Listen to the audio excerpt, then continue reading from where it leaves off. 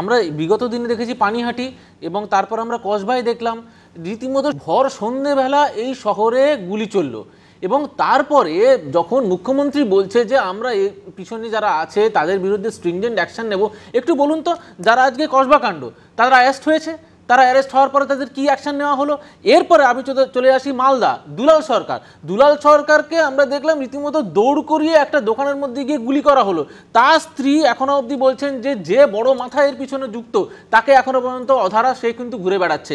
আমার বক্তব্য হচ্ছে নির্মলা রায় একটু আগে দেখালেন যে কাউন্সিলর, উনি বলছেন আমি ভীত, এরকমও হতে পারে আমাকেও গুলি চালিয়ে দিতে পারে। তাহলে যেখানে আমরা বলছি মহিলা সুরক্ষার কথা, সেই মহিলা সুরক্ষা কোথায়? সাবিত্রী মিত্র শাসক দলের বিধায়ক, তিনি আশঙ্কা করেছিলেন তার উপর হামলা হতে পারে। এক্স্যাক্টলি, শুধু এই না, এর পরের ঘটনাটা হচ্ছে যে গুলি চলছে তৃণমূল, বোমা চলছে তৃণমূল, মরছে তৃণমূল, মারছে তৃণমূল, মাঝখান থেকে সাধারণ মানুষও কিন্তু গুলিটা খাচ্ছে। কিন্তু তিনটা জিনিস কমন একটু বলে নি, সেটা হচ্ছে সব কটা কেসে ইদার এলাকা দখল, না হয় তৃণমূলের কোনো বড় পদ দরকার, না হলে টাকা।